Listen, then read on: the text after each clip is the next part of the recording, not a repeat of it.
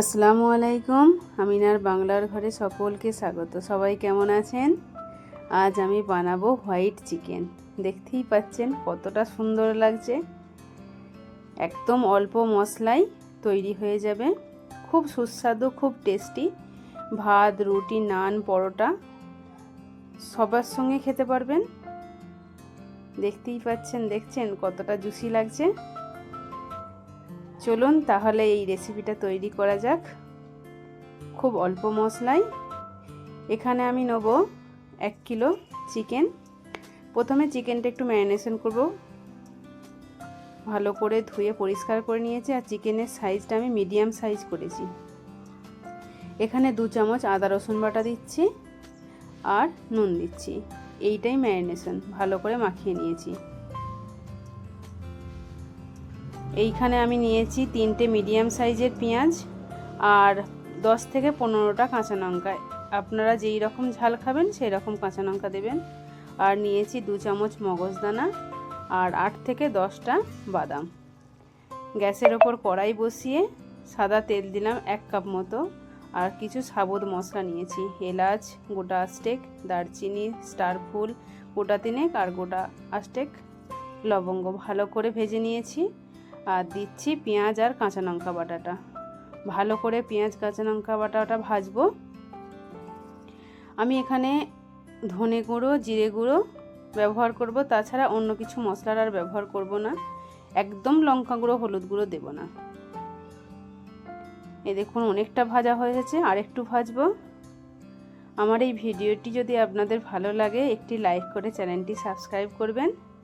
এখানে দিচ্ছি আরও 2 চামচ আদা রসুন বাটা। আর একটু কষাতে থাকবো। এই রকম চিটকে পাড়া বা কড়াইতে জাতীয় জিনিসে এই তরকারিটা রান্না করলে আরও ভালো হয়, নাড়তেও সুবিধা হয়। দিলাম 1 চামচ নুন। ম্যারিনেশন করার সময় নুন দিয়েছি, হিসাব করে নুনটা দিতে হবে। এই দেখুন তেল থেকে, মশলা থেকে প্রায় তেলটা ছাড়ো ছাড়ো হয়েছে। এবার ম্যারিনেশন করা চিকেনটা দিয়ে দিলাম। চিকেনটা পেঁয়াজ বাটা আর কাঁচা লঙ্কা অনেকক্ষণ ধরে ভাজতে থাকবো।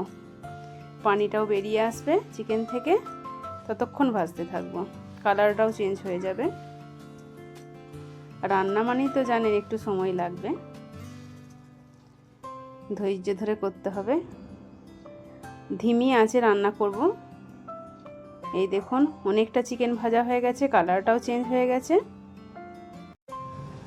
আবার ভালো করে নাড়িয়ে নিচ্ছি। এরকম কষাতে থাকবো আর নাড়াতে থাকবো। আমি অবশ্য এই রেসিপিটা বানিয়েছিলাম ভাতের সঙ্গে খাওয়ার জন্য। তারপরে এতটাই টেস্টি হয়েছিল, আবার কিছুটা পরোটা বানিয়েছিলাম। এই দেখুন একদম নিচে বসে যাচ্ছে। এবার মশলা দেব। এখানে নিয়েছি আমি 1 চামচ ধনের গুঁড়ো, 1 চামচ জিরে গুঁড়ো আর 1 চামচ গোলমরিচ গুঁড়ো। এইটাই মশলা। চিকেনের সঙ্গে ভালো করে মিশিয়ে নেব মশলাটা। আর এর ওপরে দেব 1.5 চামচ মতো কসুরি মেথি।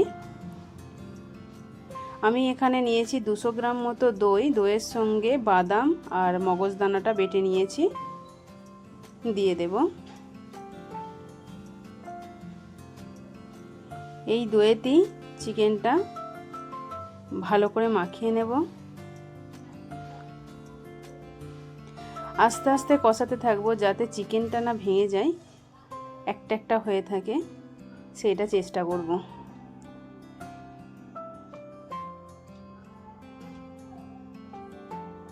মেথিটাও দিয়ে দিলাম।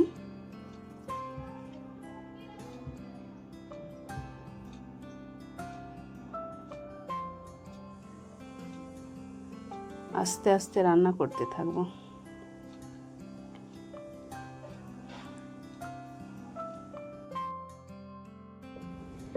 দইয়ের সঙ্গে চিকেনটা ভালো করে মিশিয়ে নিয়েছি। এবার ঢাকা দিয়ে কিছুক্ষণ রান্না হতে দেব।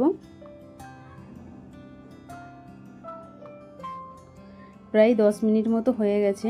দেখুন চিকেন থেকে একদম মশলা, তেল আলাদা হয়ে গেছে। আর নিচেটাও একটু ধরা ধরা হয়ে গেছে, মানে মশলাটা বসে গেছে। এখানে পানি দেবো আমি,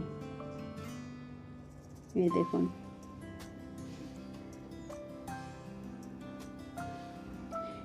এখানে প্রায় আমি 2 কাপ মতো পানির ব্যবহার করব। মশলা ধোয়া পানিটা দিয়ে দিচ্ছি।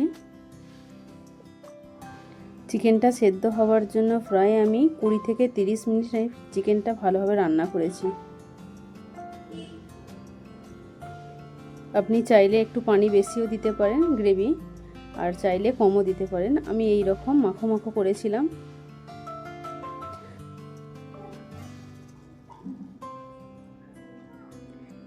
আপনাদেরকে দেখাচ্ছি, এই দেখুন চিকেন সেদ্ধ হয়ে গেছে। আমার এই ভিডিওটি শেষ পর্যন্ত দেখার জন্য ধন্যবাদ। সবাই ভালো থাকবেন, আর আপনাদেরকে অনুরোধ রইল এই চিকেনের রেসিপিটা একবার রান্না করে দেখুন।